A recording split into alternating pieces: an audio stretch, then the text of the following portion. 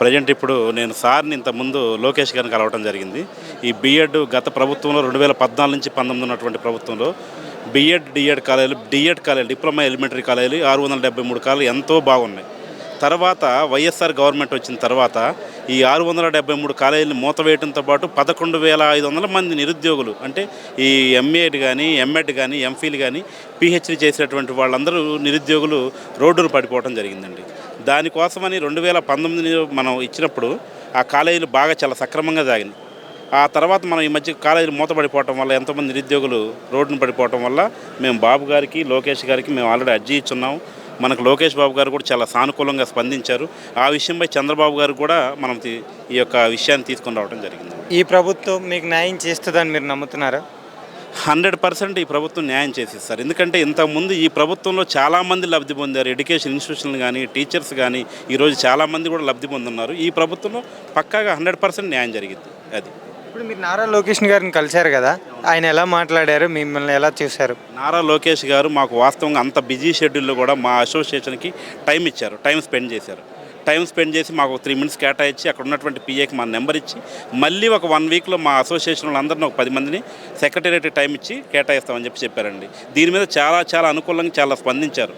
ఈ వైఎస్ గవర్నమెంట్లో జీవో 30 అనేటువంటి జీవోని క్రియేట్ చేసి ఈ కాలేజీలని కుప్పకూల్చడం జరిగింది. కానీ ఇప్పుడు ఉన్నటువంటి నారా లోకేష్ గారు దీన్ని చాలా అనుకూలంగా స్పందించి ఉండడం చాలా విశేషం అండి. మాకు ఇదే సమస్యని ఇదివరకు వైసీపీ ప్రభుత్వంలో ఎవరి దగ్గరికైనా వెళ్ళారా? వైసీపీ ప్రభుత్వంలో ఆల్రెడీ ఇంతకుముందు చాలామంది అడిగి ఉన్నామండి. వాళ్ళు దాన్ని పట్టించుకోలేదు. సార్ ఈ విధంగా కాలేజీలు మూతపడ్డాయి అన్న వాళ్ళు ఎటువంటి స్పందన లేదు. వాళ్ళు ఏంటంటే ఎడ్యుకేషన్ ఇన్స్టిట్యూషన్ కానీ, ఎంప్లాయ్మెంట్ మీద కానీ కాన్సన్ట్రేషన్ అనే మాట ఉండదండి. అది మన ఐటీ మినిస్టర్ గుడివాడ అమర్నాథ్ గారి దగ్గరికి వెళ్ళారా మీరు సమస్య కోసం? కోడిగుడ్డు మంత్రి గారికి అడిగి మేము 2-3 సార్లు కలిసామండి. ఆ కోడిగుడ్డు మంత్రితో ఆయనకి అసలు సబ్జెక్టు తెలియదు, దాని కాన్సెప్ట్ ఏ విధంగా ఎక్స్ప్లెయిన్ చేయాలని కూడా తెలియదు సార్. అది విషయం. మరి ఇంకో సమస్యలు మీ ఎమ్మెల్యేలతో వెళ్ళి సీఎం జగన్మోహన్ రెడ్డి గారితో కలవడం కానీ? సీఎం జగన్మోహన్ రెడ్డి గారు మా అసోసియేషన్ కలిశారు. మేము పార్టీ పరంగా ఏంటంటే కంటిన్యూగా మేము ఆల్రెడీ మాది దర్శి కాన్స్టిట్యూషన్లో last time ZP municipality committee chairman మేము గెలిపించుకున్నందుకు అప్పటి నుంచి ఏంటంటే మమ్మల్ని ఒక 3 ఏళ్ల పాటు దూరం పెట్టడం జరిగింది. అదేవిధంగా మాకున్నటువంటి కాలేజీలను కూడా ఆపివేయడం జరిగింది. మరి వీళ్ళు వచ్చారు కదా, మీ సమస్యలను పోరాడగలరా? 100% సార్, 100% పోరాడతాం. 100% మాకు పక్కా సక్సెస్ అవుతుంది. చెప్పాలంటే మరి నారా లోకేష్ గారి గురించి ఏం చెప్తారు మీరు? నారా లోకేష్ గారు విద్యాశాఖ మంత్రి తీసుకోవడం అనేది మాకు చాలా ఆనందకరమైన విషయం. ఎందుకంటే సబ్జెక్ట్ ఉన్నటువంటి వ్యక్తి, దాన్ని అనుకూలంగా చేసుకున్నటువంటి వ్యక్తి. పాత మంత్రి ఉన్నటువంటి ఆయన బొత్స సత్యనారాయణ ఎటువంటి సబ్జెక్ట్ లేదు, ఆయన ఏవి కూడా చేయలేకపోయాడు. ఏ కాడికి దండుకునేటువంటి పనే. కానీ ఈ నారా లోకేష్ గారు మాకు చాలా హ్యాపీగా అండి విద్యాశాఖ మంత్రి రావటం. చంద్రబాబు నాయుడు గారు చెప్పినట్టే పెన్షన్ గురించి సంతకం పెట్టారు కదా, రేపు 1వ తారీఖు మొత్తం రివీల్ చేయండి అని. ఎలా అనిపిస్తుంది మరి మీకు? చాలా హ్యాపీనెస్గా ఉందండి. చంద్రబాబు నాయుడు గారు మొత్తం కూడా రేపు పెన్షన్ 7,000 రూపాయలు వృద్ధులకి, నెక్స్ట్ వచ్చేసి వికలాంగులకు వచ్చేసి 6,000 రూపాయలు, నెక్స్ట్ మంచాలు ఉన్నటువంటి వాళ్ళు 15,000. చాలా హ్యాపీగా ఉన్నారండి జనాలు. 100% సక్సెస్ అవుతుంది. ఇదివరకు వైసీపీ అధికారంలో ఉన్నప్పుడు ఈ సచివాలయం జాబ్స్ ఉండవు, తెలుగుదేశం పార్టీ వస్తే అని అన్నారు కదా. ఇప్పుడు అదే సచివాలయం జాబ్స్ ఉన్నాయని చెప్పి చంద్రబాబు గారు గ్యారంటీ ఇచ్చేశారు కదా. సచివాలయం జాబ్స్ ఉన్నాయని చెప్పారండి, ఎప్పుడు లేదని చెప్పి చెప్పలేదు. ఒక రూమర్. వాళ్ళు ఏంటంటే గెలవడానికి అదొక టెక్నిక్ ఉపయోగించారు. కానీ బాబు గారు ఎప్పుడు కూడా ఉద్యోగస్తుల మీద ఏ రోజు కూడా ఆయన ఆపేక్ష చూపించలేదు. చాలా హ్యాపీగా మరి జగన్మోహన్ రెడ్డి గారు జిల్లాకు ఒక ప్యాలెస్ కట్టారు కదా, దానిపై మీ అభిప్రాయం ఏంటి?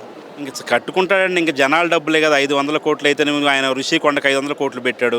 ఇంకో చోట ఎక్కడికి వెళ్ళినా కూడా ఆయనకు ఒక ప్యాలెస్ లాగా, అంటే ఏ ఊరు వెళ్ళిన రాజుగారు, పాత రాజులు కనుక ఒక ప్యాలెస్లో దిగితే ఎట్లా ఉంటుందో అటువంటి ప్యాలెస్లు కట్టి ప్రజాధనాన్ని అంతా సద్వినియోగం చేశారు. ఆ డబ్బంతా కూడా ఈ అమరావతి మీద కానీ పెట్టిందంటే ఎంత డెవలప్ అయ్యేది. ఇప్పటికి ఎంతమంది ఉపాధి మీద పొంది ఉండేవాళ్ళం.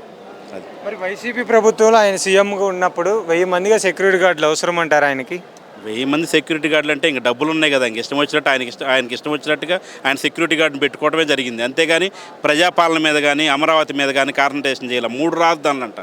ఏదో 3 రాజధానుల మీద ఒక చోట కర్నూలు, ఒక చోట వైజాగ్, అటువంటి వాటిల్లో పెట్టేసి చేయడం అనేది జరిగింది. అది కరెక్ట్ అయినటువంటి పద్ధతి కాదు సార్. ఒక నెలకి 3,000 కోట్లు వాళ్ళకి శాలరీలు ఇవ్వాలి కదా, అది ప్రజల డబ్బు కాదా? అది ప్రజల డబ్బులే సార్, ప్రజల డబ్బులే అది. కానీ ప్రజలకు చాలా అన్యాయం అది. కానీ దాని మీద తీవ్రంగా ఎట్లా స్పందిస్తారనేది పెద్దలు చూడాలి.